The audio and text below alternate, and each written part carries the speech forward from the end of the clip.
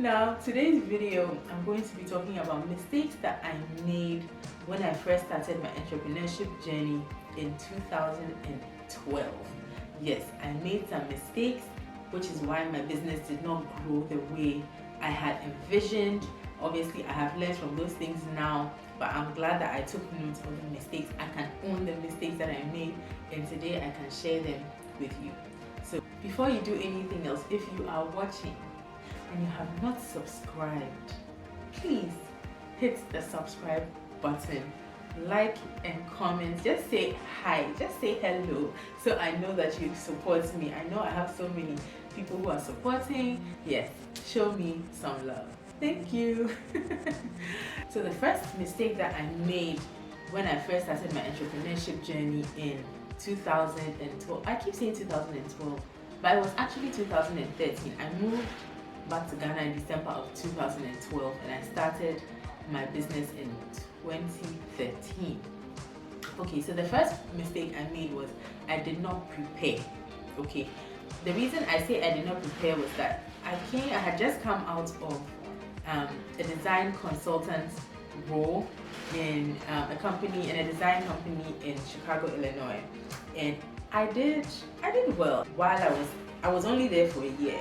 Okay, but while I worked there, in the time I think I was awarded the best sales person. I was also awarded the best designer at a point, and I just thought, you know what, I can set up my own company. I'm going to move to Ghana and I'm going to do my own thing.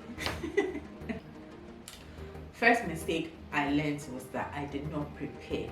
Okay, yes, as a professional, I had the skills, I had the knowledge, I had the understanding of interior design and how it worked, but one, I had not prepared for the environment I was moving into.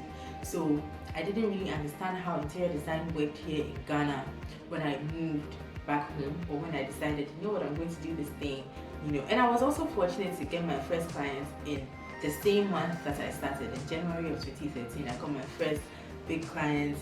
It was a good job, you know, but that was where I learned all the mistakes. I was like, oh my god, what was I thinking? You know, I did enjoy it. It was a successful project, but with a lot of issues before we finally got to the end. I can admit that today. But yeah, I did not really plan and prepare to be a business owner. Okay, so all I thought was I am the designer. When I get the project, I am going to run this project. But what I had not anticipated was all the different things and people that I needed for this project to come together. How I was going to handle artisans, you know, how I was going to ensure that they were providing the quality of service that I needed, you know. So assuming someone was doing like a custom kitchen, you know, because one of the first projects I did was a custom kitchen. You know, getting the people who did the actual work, the artisans, to get it done right.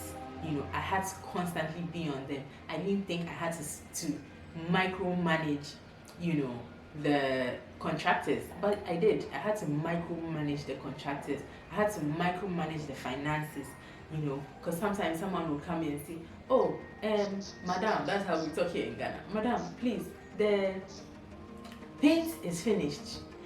But you told me we needed 3 buckets of paint for this project, and I budgeted that and used that to charge my clients, and now here you are telling me that the bucket of paint is finished. So I have to find money to buy another bucket of paint. Like, oh, the issues are just endless. I have so many stories to tell.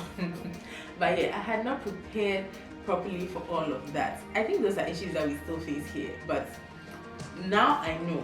So when I'm going into a project, I know what to look out for, what to tell my clients, how to manage, you know, the entire package for the client. I was afraid to invest in my business. I think now I understand that if I'm not investing in my own business, why should someone else invest in my business? Why should someone pay for a service that I say I'm providing if I have not even invested in it myself? Okay, so that was something I was afraid to do. I think I enjoyed looking at my savings in my accounts. I just like logging in and saying, oh, I have some small money there, you know, and not being willing to invest in my business. I think that if I had invested in my business in 2013, when I first came down, when I say invest, I did invest to some extent, but I was still afraid to go all out. Yeah, I think I can admit that. I was afraid to go all out. I was looking at some of these interior designers that were already in the system. They were much older, by the way, so they had been in the system for a long time.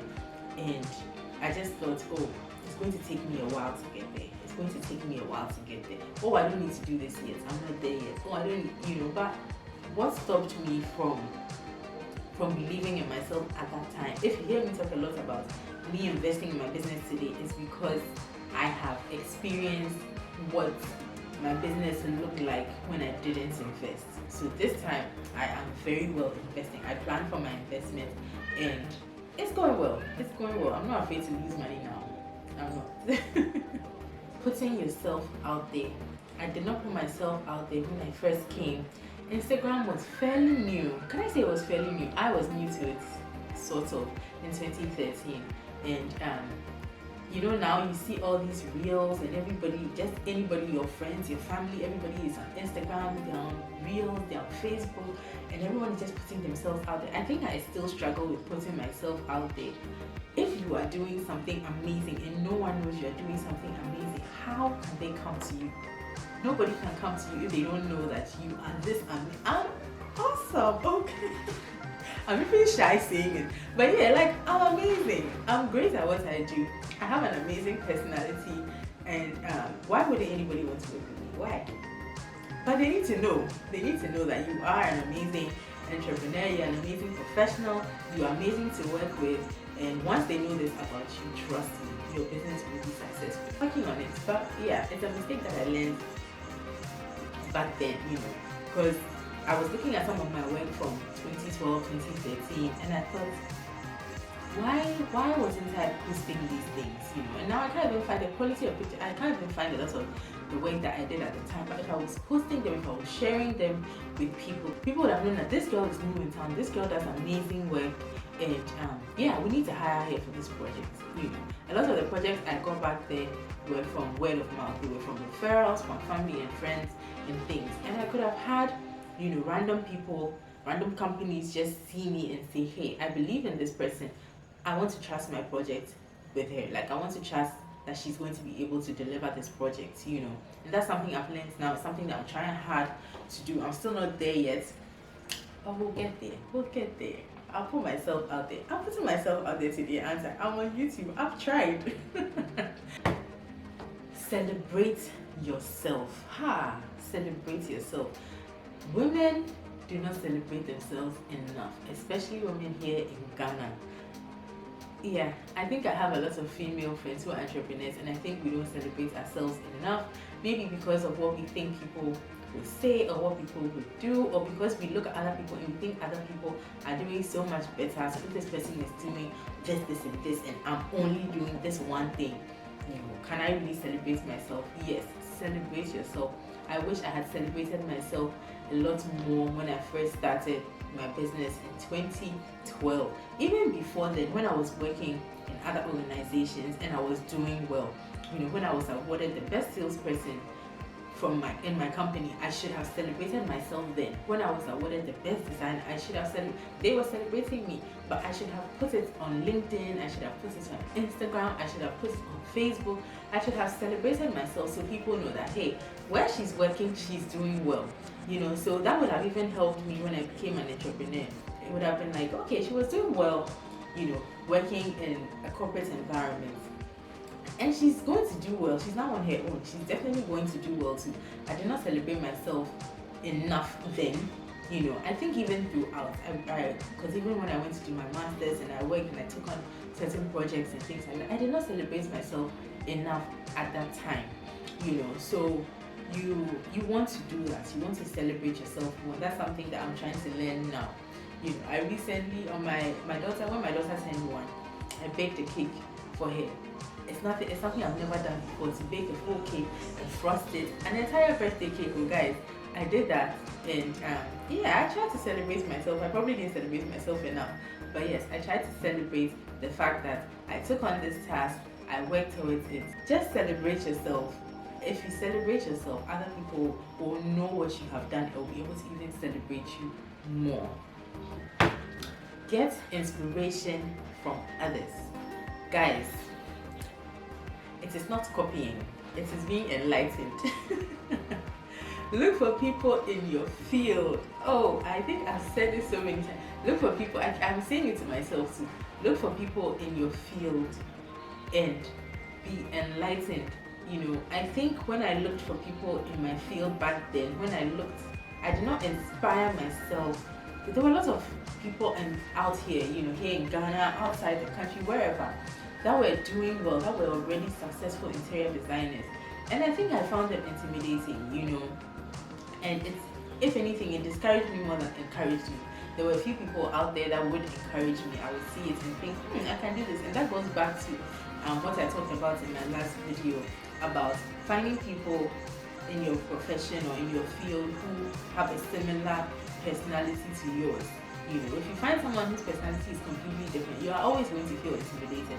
But when you find someone whose personality is somewhat similar to yours, you can be encouraged by what they do, because you can actually see yourself in their shoes. I recently hired a marketing expert to help me put a strategy in place for my business. And one of the things that she did was, what did she call it? She did, I think, an industry analysis, and she came back and said, okay, there are people already doing what you're doing. These are the people. There were not many of them, but these are the people doing something similar to what you're doing. And then had a list of things that they were doing that were successful, that were making them successful. And then also noticed the things that they were doing that were not helping their business, their weaknesses, and said, well, this is what you can do. This is what they are doing. You can do some of these things. These are things they are not doing, which are gaps in helping them grow their business. Let's tap into it. Let's take advantage of that. What can you do in this area, And I thought it made sense, because initially I was like, but aren't we copying them? No, you're not copying them. You are being enlightened. You're educating yourself. You are understanding what's working in the industry. You are trying not to make mistakes that other people have made. Why is it that we can learn from other people when it comes to certain things, but when it comes to business, we feel like, oh, we are copying somebody. There is a market out there for everybody. I don't know if I don't want to believe that I believe this because I'm Christian, but I think that there's a market out there for everybody. Okay? Next point is to ask for what you want. I wish I had asked more for projects. I didn't ask enough. I think majority of what I did when I first started was I sat there and I waited for opportunities. After one project, I would think, I hope this person refers me, or try to talk to family and friends and see if someone somewhere is looking for a project. This probably goes back to putting yourself out there a bit more, but also just understanding, if you prepare yourself, that was also one of the first points. If you prepare yourself enough, you will have the confidence to ask for jobs. Okay, you can prepare a portfolio, prepare a proposal, go to banks, go to building contractors, architects, and say, hey, I'm an interior designer, this is what I do, this is the service that I offer. If you need any help, please call me. And you can give them better rates just so you can help yourself build a portfolio and get more projects. But yeah, if you ask, if you talk to people, if you tell people what you are doing, opportunities will come your way that you had never even imagined. So that's another mistake that I made then that I'm learning a lot from now, and I'm already seeing the benefits of just asking for work, asking for projects, letting people know this is what I'm doing and that I am ready. I'm actually prepared. I'm prepared. So get the projects coming. But yeah, thank you so much. That's it for me today. I hope you enjoyed this video. I hope you learned something from this. Don't make the same mistakes as I made when I started my business in 2013. Alright, so thank you so much for watching. If you enjoyed this video, please like it, subscribe, and comment guys. Let me know what you think. Let me know how you feel. If you agree with me, if you disagree with me, it's okay. Let's talk.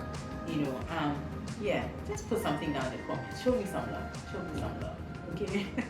Thank you so much. Love you and leave you. Bye.